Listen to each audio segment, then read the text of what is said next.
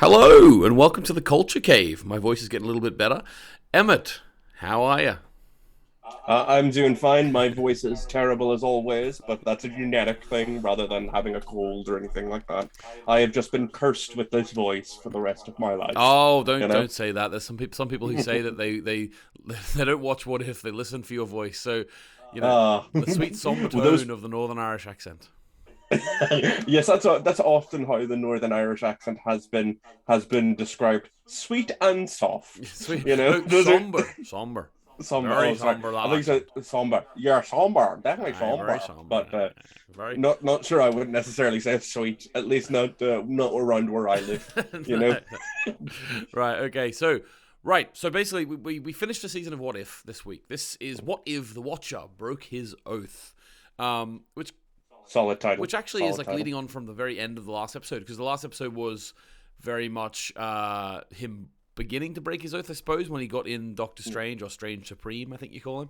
And basically, this was what you actually, I should say, predicted perfectly, was that it would be the ragtag Avengers, not even Avengers. What do you call them? They call them the Guardians of the The Multiverse. Guardians of the The Multiverse. Guardians of the Very, Multiverse. Yeah. very dramatic. Love it. And they got them all together, and they fought off Ultron. Who is he gone by? Just Ultron, or is he gone by something else as well? They seem to refer to him as like Infinity on Yeah. Ultron because he has like the Infinity Gauntlet. Oh, fair enough. Yeah. Uh, and we do see some more Infinity people in this as well, so we'll get to that Yeah, obviously. But Infinity, the I, Infinity chest piece, we should say, not gauntlet. yeah, it's really it's very nice, very solid. But again, I think that's their differentiation from like main timeline, Ultron, and this timeline.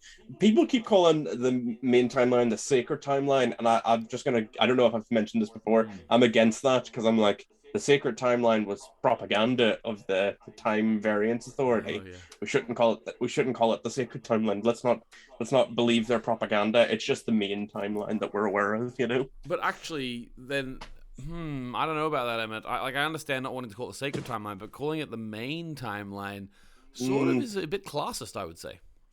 very true. We'll have to blue sky this to figure out what we can call it that isn't the familiar timeline. That could work. Oh, that could That work. is it's the most familiar to us, Yeah. you know? Yeah, I think that. Yeah. Well, from now on, we'll get the word out. Everyone, it's a familiar Yeah, timeline. That's what the familiar we'll timeline. refer to it as that. So this obviously is Yeah. not taking place in the familiar timeline. This is taking Of place course not, no. in a whole load. I don't even know you could say one timeline. This was taking place in a whole load of timelines. Well, kind of. It's stopping the threat of Ultron from a particular timeline who went multiversal, and then they're Mhm. taking different characters from different universes to stop this threat. But I still suppose it's a threat from one timeline. Yeah. What did you think about it? How did you like? Obviously, they had to do it very quickly. It was a half an hour episode of TV. Do you think it was Yeah. successful in bringing this group together and making them a team? Yeah, well, again, it was very fast paced, and the stakes were high enough that you could believe that they would set aside any potential squabbling to save all of the multiverse. So obviously it does move very quickly, but we did. I love the fact that like it didn't just start with them, all being together. We Mm. actually got like little glimpses Yeah. into each of their worlds, and time had moved forward for them to varying degrees. Like we've seen Peggy being picked up during her version of Winter Hmm. Soldier. We've seen Eric Killmonger at the fall of his empire, and we saw like them all sort of taken from different points in their lives. And I thought that was very good. Like it was nice to see that sort of coming up, being like, oh, we get these little like Hmm. because a lot of those episodes ended on sort of cliffhangers, and these little check-ins kind of gave us a little bit more of what happened, and you can kind of fill in the blanks a bit. Yeah, no, I agree. I think it was really good, but I will say it did go through all of them, and we had seen all of them except for one. And I have to say, Emmett, this is what I was thinking while watching it. Am I so stupid that I forgot this episode? I honestly thought that I missed where this Gamora came from, and she got picked up from. It looks like it's the same planet where Thor's axe was created. I can't remember the name of the dwarf played by Peter Erie, I Dinklage. think his name. Yeah, Peter Erie, Dinklage maybe. plays him. I can't remember the name of that planet. But anyway, I, it's like a sun. It's a sun. The Forge. It's a Forge planet. Yeah. So it might even be called the Forge. But anyway, Iron Man's there in a huge suit with Gamora, and then the Watcher comes and gets Gamora. So you sort of hinted at this before we started recording, but let us know what you know, Emma. Get us in the loop here. I'm getting you in the loop. So, from what we understand from the production of this season, it was supposed to be 10 episodes, and I've done a little bit more research on it. And what happened was, because of the pandemic or some other factor, they had to cut it down to 9 episodes, and move one episode into the next season to get it done properly. But they'd obviously already drawn up a lot of this stuff, so they couldn't like remove Gamora from that episode. So instead, what they did was, they obviously just give us a hint of this universe, popped her in there, and let it go. From what I understand, the episode is what if Tony Stark landed on Sakaar? Because you can sort of see on his armor, there's a lot of like sort of gladiatorial like paintings and stuff on it. Yes. And the difference point appears to be, or is at least speculated to be, or was stated to be, that you remember at the end of the first Avengers film where Tony, seemingly almost sacrifices himself getting rid of the nuclear device by going through the portal. He didn't make it back through the portal, basically. He doesn't make it back through the portal and ends up on Sakaar instead, where he gets forced into gladiatorial combat. And at some point during this, he meets Gamora, who ends up killing Thanos. Because as you can see, she's sort of wearing a variation of his armor. She's got his double sword as well. So that seems to be so Tony didn't make it back, and he's very appropriately speaking, he's referencing his thought processes in Avengers Age of Ultron, where he wants to put a suit of armor around the world, the galaxy instead. So he hasn't went through that yet, actually. Yes. Yeah. Exactly. So, and maybe from this experience, the Gamora of his world can tell him, no, we're not going to do that, and avoid another Ultron. That would be very handy for her. You're right. That brings in a whole lot of situations, which I'm sure they're now rewriting that episode about, in the idea that Gamora they could actually frame that episode around Gamora going away and coming back with new information about what she just did. That's pretty cool. Yeah.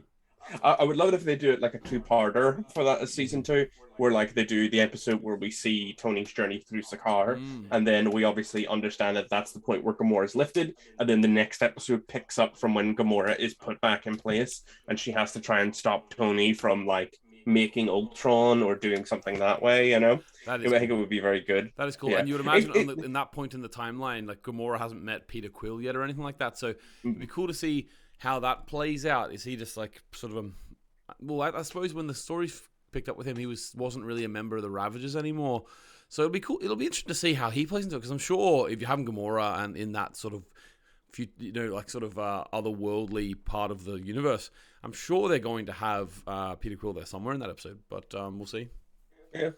It's very possible, and also we got to factor in elements like what happens to the Avengers when Tony's away. Like, how does the world react to Tony Stark, billionaire playboy philanthropist, and Iron Man disappearing?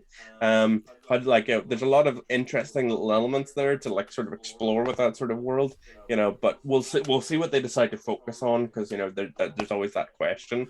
I think it's a real shame that episode was the one that got pushed back. If anyone, I enjoyed the zombie episode, but if any episode could have been pushed back, it probably should have been that one. But, I don't know what the production schedule and such was like, so, Well, it still would have been the question, though, because they still had the zombie falling out, the Scarlet Witch, So they would have had that. It would have been like, what? Hang on, what's going on? So they managed to beat Ultron, basically. We all sort of knew that was going to happen. But when anything you wanted to say about the particular fashion they beat him? Obviously, eventually they got, what was his name, Zola? Was that Zola? Yes. Yeah, they got him in. Yes, Arnhem Zola. Yeah. Sorry. Yeah, it's funny actually, isn't it, that you were talking about his head being on the midriff usually, and they actually made the joke that his head was on the stomach. Yeah, he's got a face on his tummy. It's a good place to have it. I don't really understand why it was there at this stage. It was literally just for the meme, I think.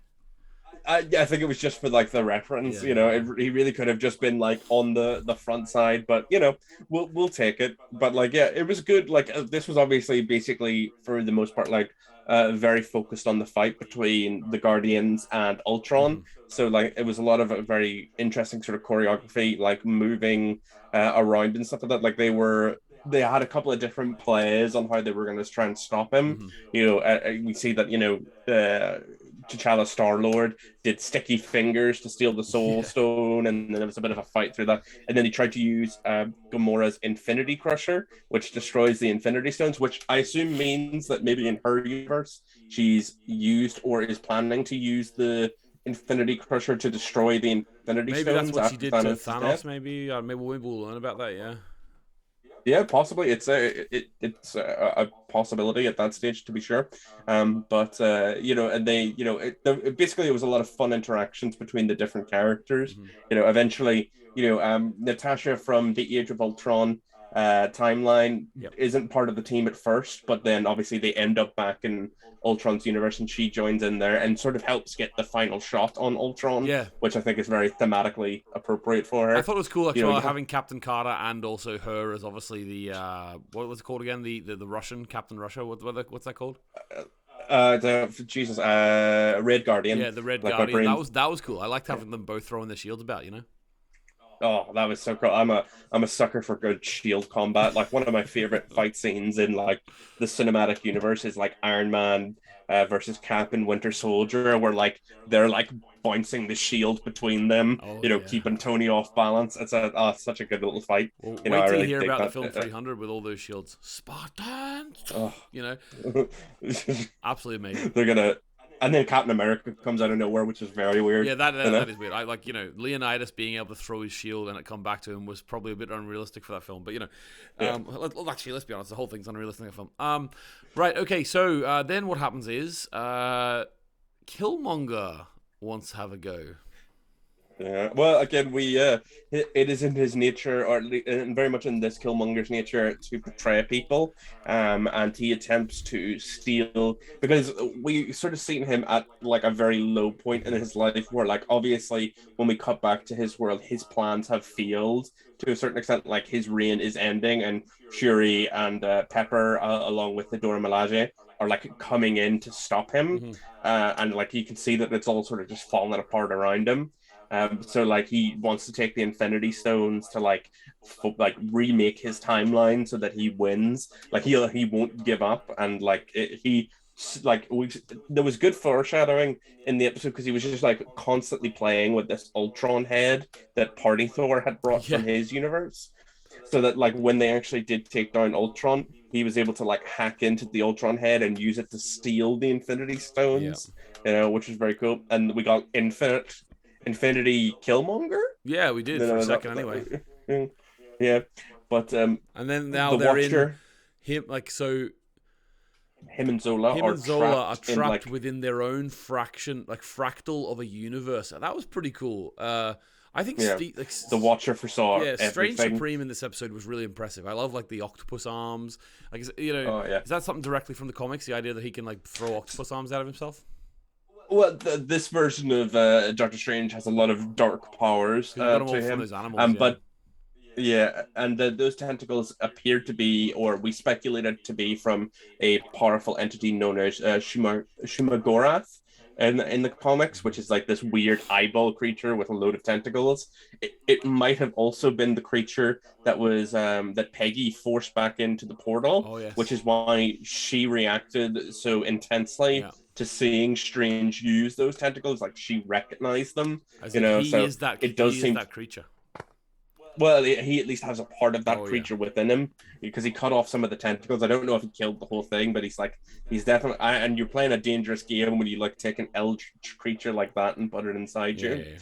But like the Watcher foresaw that was the fun bit at the end where it's like the Watcher had foresaw how the whole event would go and who he needed. Yeah. So like even Killmonger's betrayal was part of the plan because he and Zola are fighting over the stones, which allows him and Strange Supreme to seal them off in like a singular moment so that they're locked in this tug of war over the Infinity Stones. Yeah. And Strange Supreme has now accepted his penance for the destruction of his own To universe, protect that this he thing, will yeah. sort of, yeah, he'll watch over it for potentially forever, Yeah. maybe till season 2 finale. Maybe we're gonna get Infinite Killmonger out again. That could be interesting. Yeah.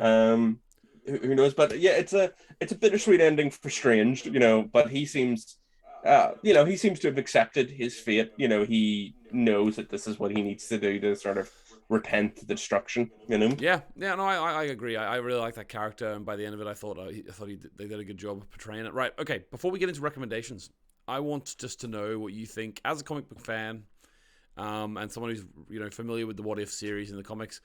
Do you think this season, first season of this Marvel What If cartoon show, was a success?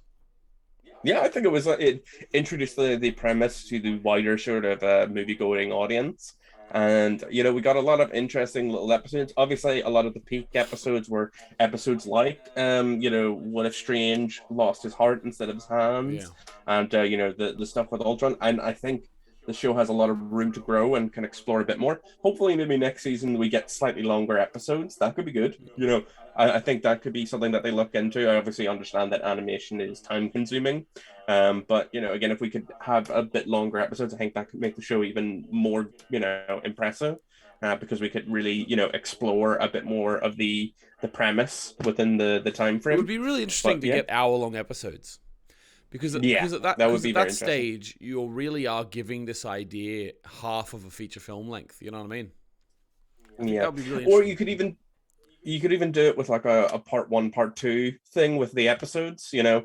Hmm. But again, I think for the first season they want to take a lot of standalone Yeah. episodes and then do a big overarching season thing. We'll have to see where they go with it in season 2. I'm already excited. I want to see this, Tony Stark Gamora episode whenever Hmm. it comes out. Yeah. I'm already excited about that. So again, and I'll admit I'm a sucker for what ifs. They were like some of the first comics that I was like collecting on Yeah. my Yeah. own. Yeah.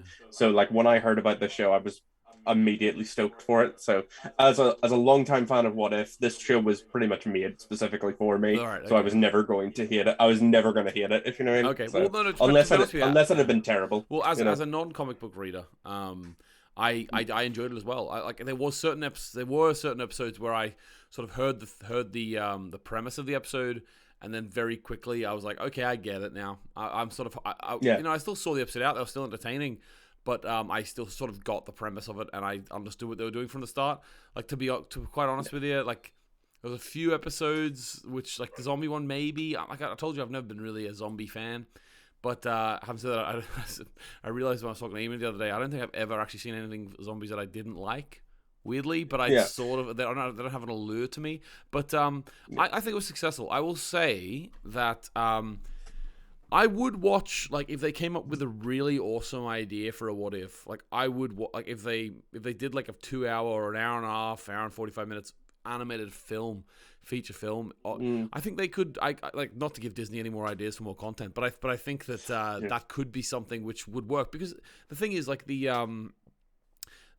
Batman esque. I think the one set like there's in Tesco anyway. Like the shopping center, there must be some. It must be pretty popular these animated comic book films because there's like 3 Batman ones on the shelf in the supermarket, and that's you don't usually get anything niche in a supermarket, Emmett.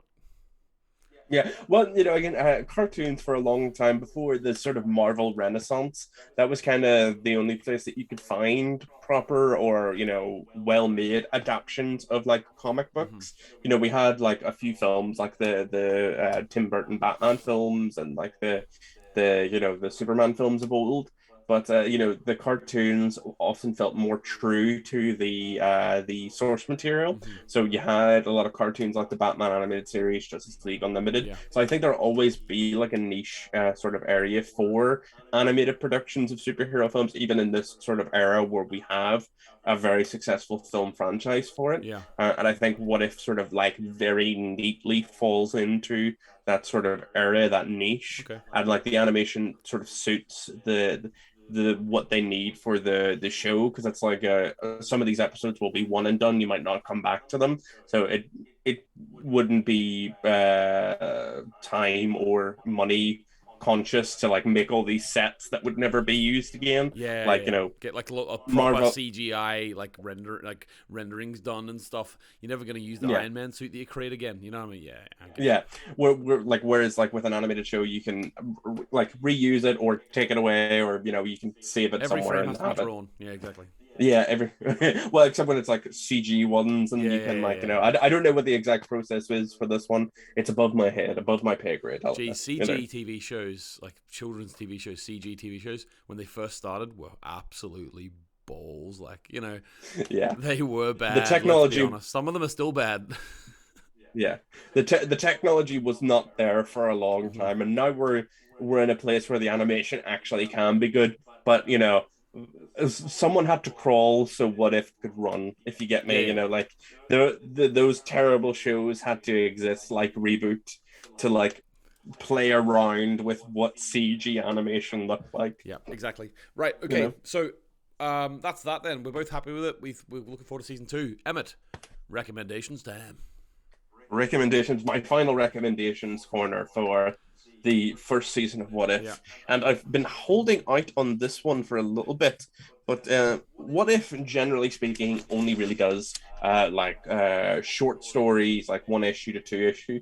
Recently, they've been working into like more multi-part stories, All right. but there was one series that they did in the second volume, which was the Quake storyline, which included characters like the Watcher, the Timekeepers, the TVA, and a mysterious figure who was manipulating the timelines that was revealed to possibly be Kang, fighting against each other for control of the timeline to various degrees. What the The hell? Watcher was mostly observing. But in this timeline, there was a lot of different ones. So the storyline kind of went through like 5 different what ifs, Mm. eventually leading for a team of heroes from the other what ifs to be pulled together to go help sort out the situation. Not a team as cool as the one we got in the What If TV show, but still very interesting for its time. So, like the first issue was What If the Fantastic Five, which is the Fantastic Four with Spider-Man, Yeah. fought Doctor Doom and uh, Annihilus, sorry, and the Doctor Doom from that got took. What if the Cosmic Avengers battled the Guardians of the Galaxy?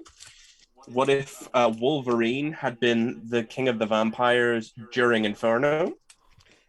What if Thor had been a thrall of Set? And then what if the Watcher saved the universe? Ah, So, yes. yes. So, a little bit of Watcher breaking his oath there Yeah. by As the assisting to finale, try and. sort of. Yes, so there was a little bit of an existence in that. The team in this one that the Kang and then the Watcher sort of assembles is the Doctor Doom from the Fantastic Five timeline, the Vampire Wolverine, the Thor, and an Iron Man of the future, Iron Man or Iron Droid. So not as cool as a team with as many variations as the one we've seen in this one, but still, it's sort of like almost a bit of a blueprint for what they did with the What If season 1 here. Yeah. So it's pretty interesting to see that this could be an area where they took something from. Timequake isn't necessarily the best story. The TVA is pretty much just depicted in that story as a literal faceless drones who like wear suits all the time and like have no idea how to solve problems. So not a very There's more like character to the humane. TVA in the show than Loki. Yeah, definitely 100%. They're in Loki they are portrayed much more as people, which obviously we do find out a little bit why they're treated that way later on in the show. Not to sort of spoil, but the main series that I wanted to talk about today, and it was a long running and quite popular series, was called The Exiles. Oh, cool. So it's a simple premise. Basically, X-Men meets Sliders.